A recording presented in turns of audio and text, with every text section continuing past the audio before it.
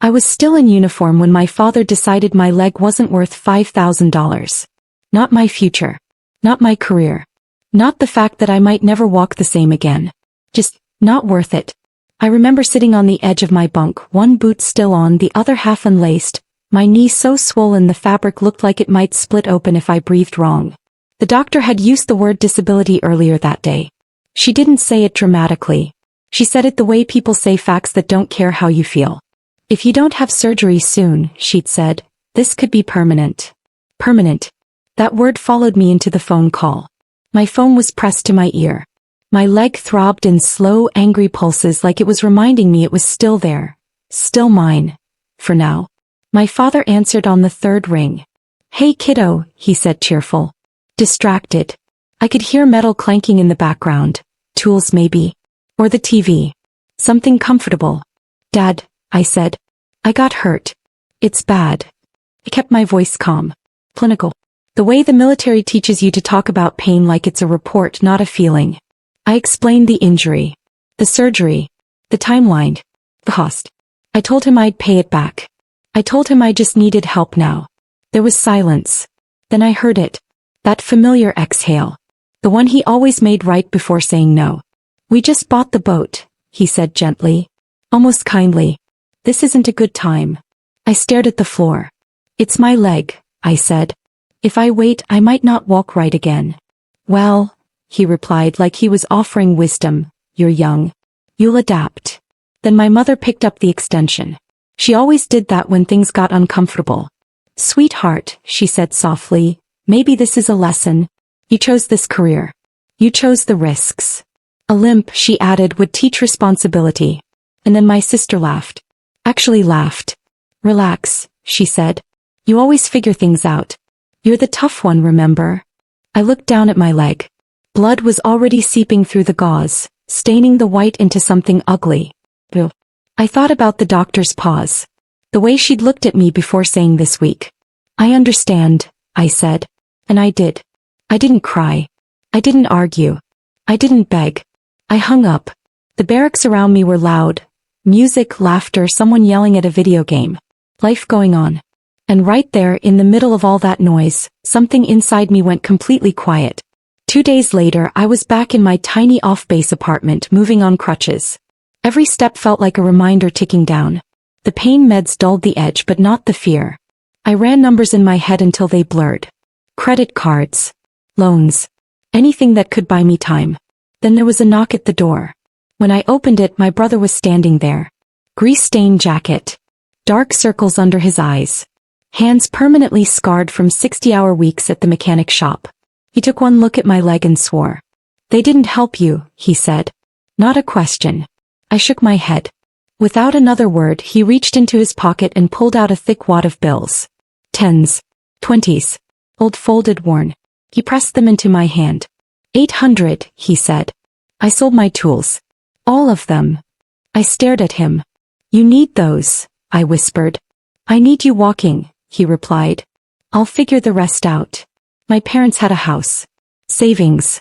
A boat named after a vacation they'd taken once. My brother had nothing. And he gave me everything.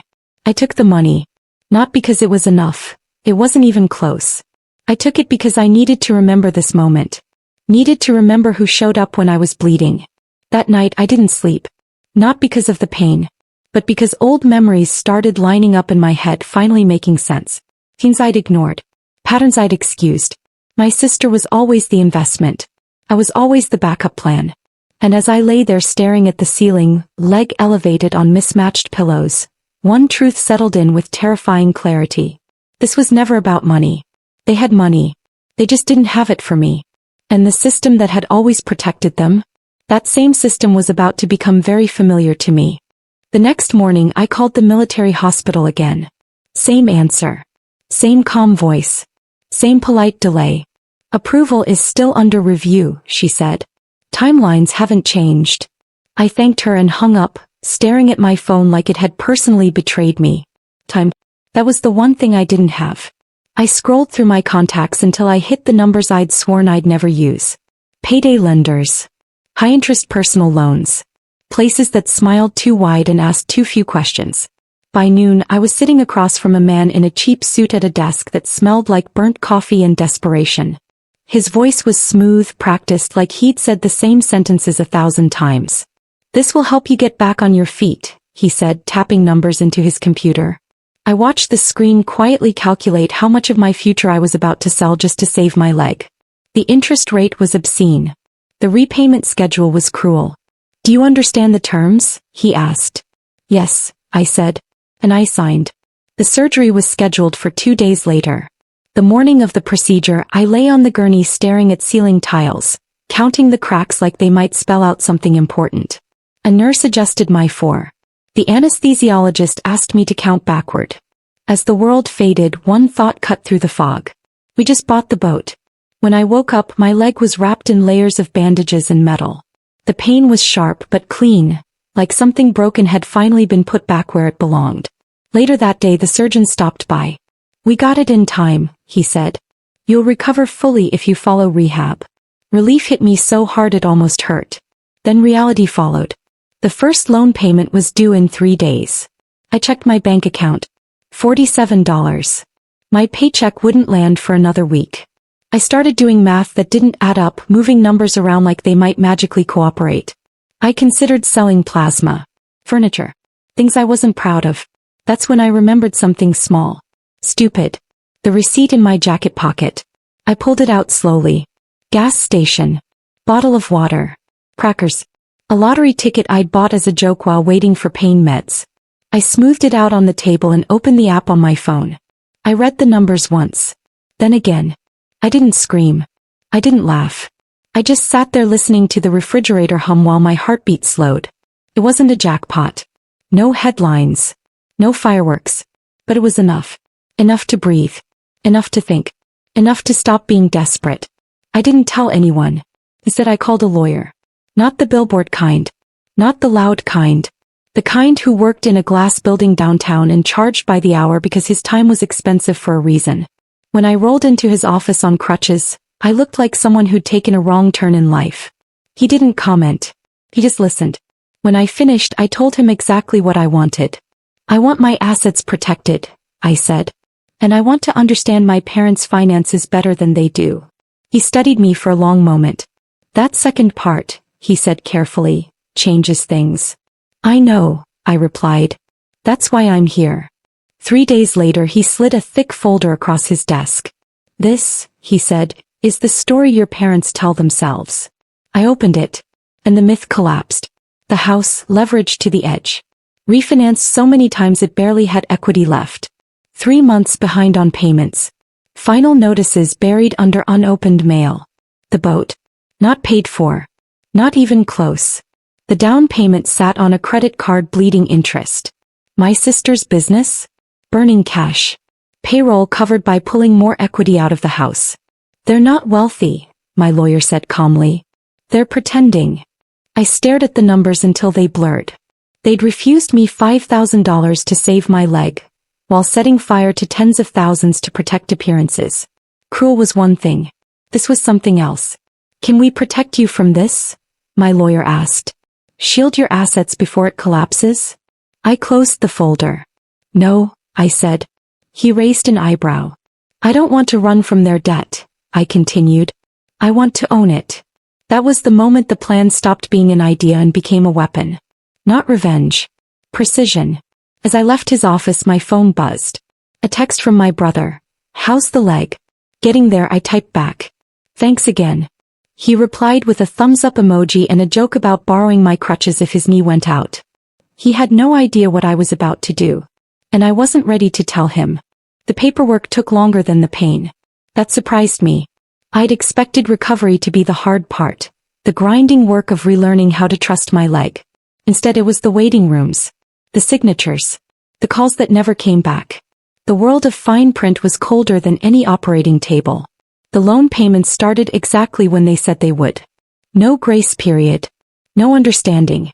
Just automated withdrawals that didn't care whether I was still sleeping on my couch because the bed was too far from the bathroom.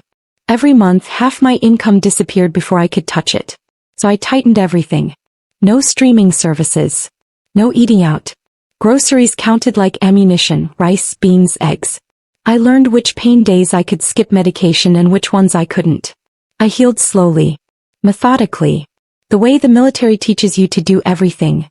Controlled movements, no wasted energy. Physical therapy became my anchor. The room always smelled faintly of disinfectant and rubber mats.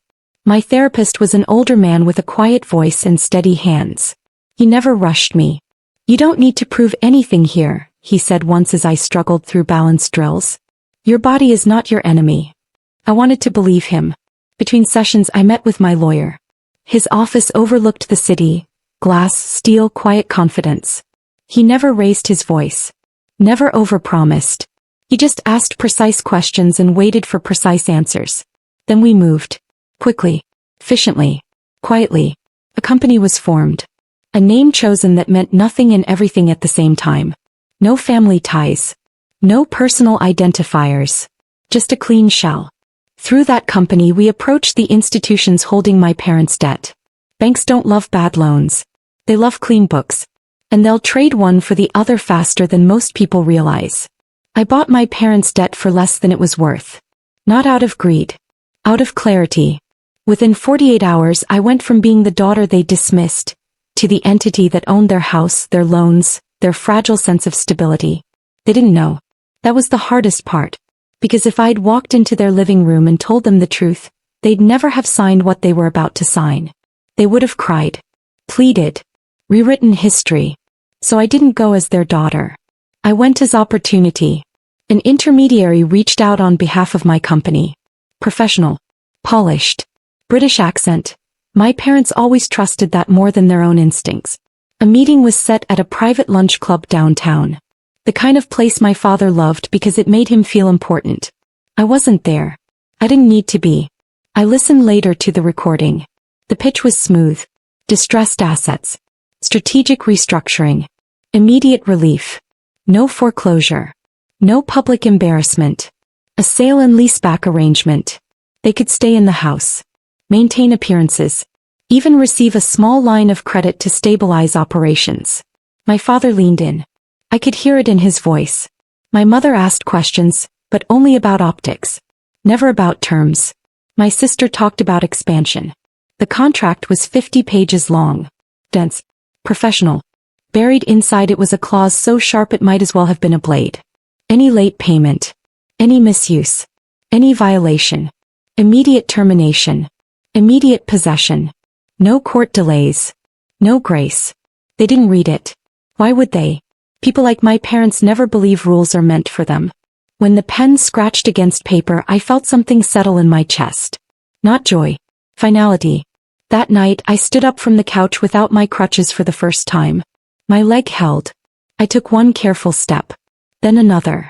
No limp. And for the first time since the injury I smiled. Not because I'd won but because I could finally stand on my own. From the outside nothing changed. My parents told friends they'd restructured. Used words like savvy and strategic at dinner parties. My sister posted filtered photos. Champagne flutes, new jewelry, captions about abundance. They looked lighter. Smug even.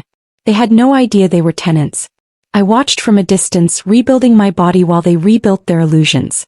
Physical therapy progressed. Balance boards to resistance bands, cautious steps to controlled lunges. "You're stronger than before," my therapist said one afternoon. "That injury forced you to correct things you didn't even know were off." I understood. Pain when addressed doesn't just heal. It recalibrates. Financially the same thing happened. Once I owned the debt the numbers stopped being scary. They became tools. I knew exactly how fragile my parents' situation was beneath the surface. Confidence under pressure has a sound. It's quiet. Like glass. The first crack came weeks later. My father called. "Hey," he said casually. "Rehearsed. Just checking in. Haven't heard from you." "I've been recovering," I replied. Pause. Right, he said quickly. "Good. That's good." Then almost as an afterthought, "We've been busy. Big changes." He waited. For praise. For curiosity. I gave him nothing. When he hung up I wrote the date on my calendar. People like my father need witnesses. When you stop reflecting their version of themselves back to them they get uneasy.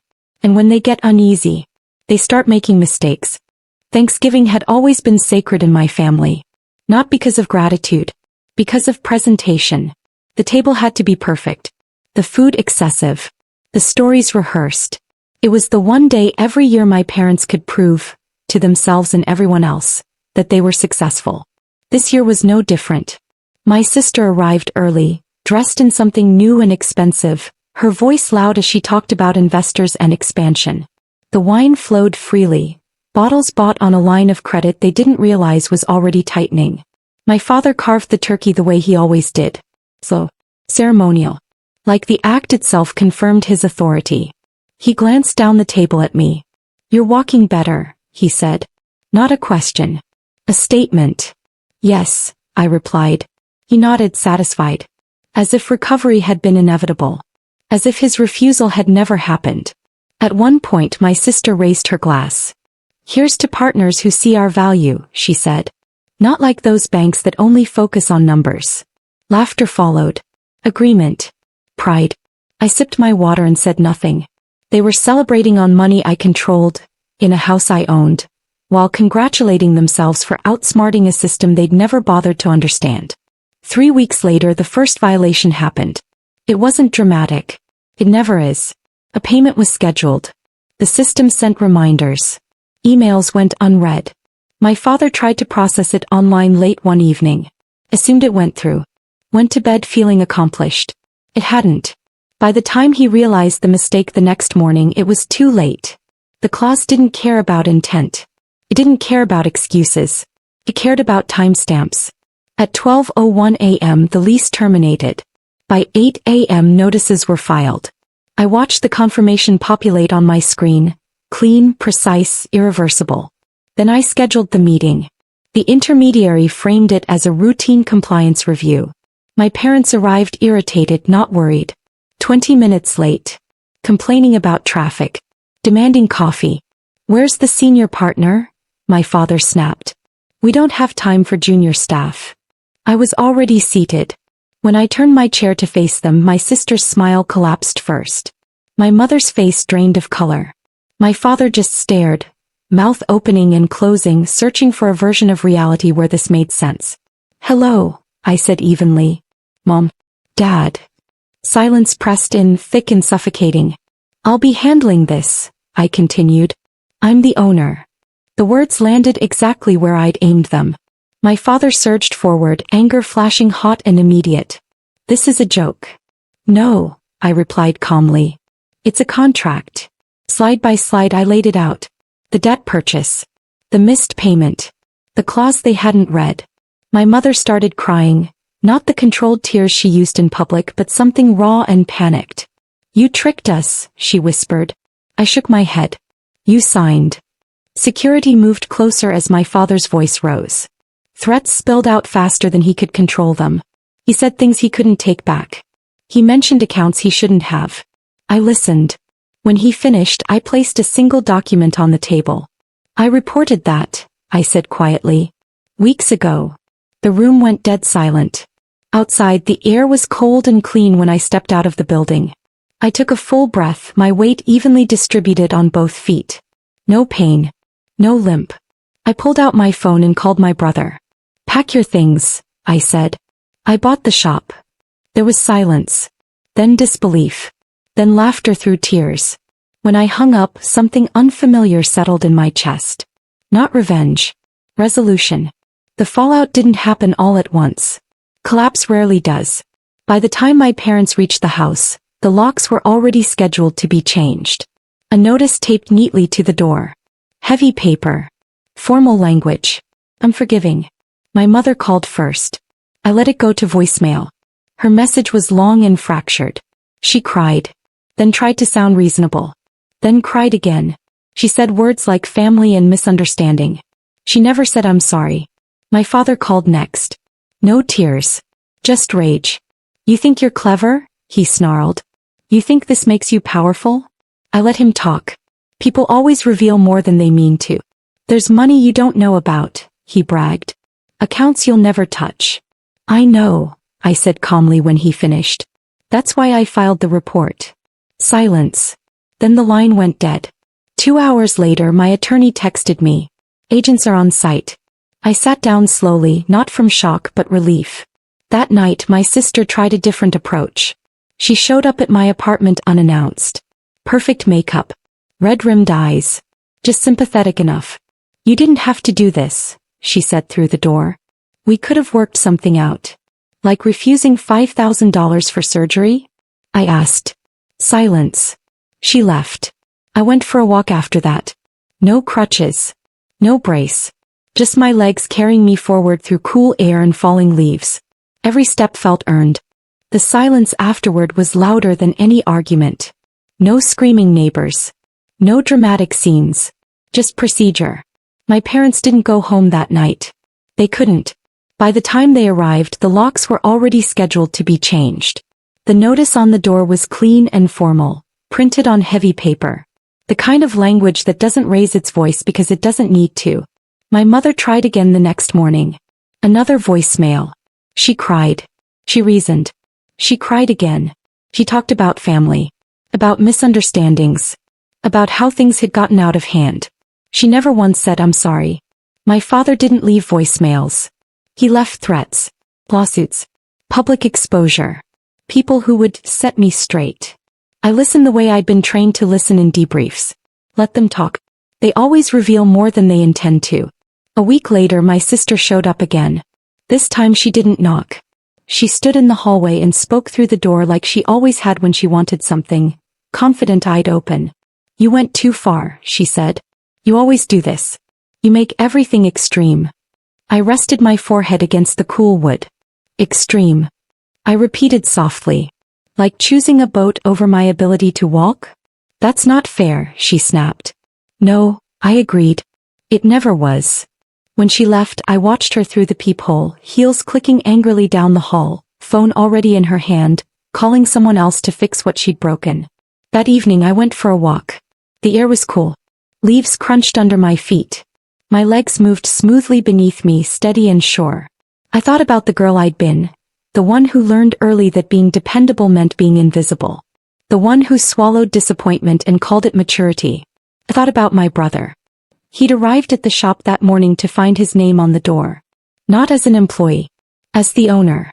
When I told him he'd never have to sell his tools again, he just stared at me. "You didn't have to do this," he kept saying. "I wanted to," I replied. Family, I'd learned, wasn't who raised you. It was who refused to let you bleed alone. The story spread slowly after that. Neighbors whispered. Friends asked careful questions. My parents tried to control the narrative, but narratives collapse under evidence. Accounts froze. Investigations opened. My house now sat empty. Quiet. Stripped of the illusion my parents had worked so hard to maintain.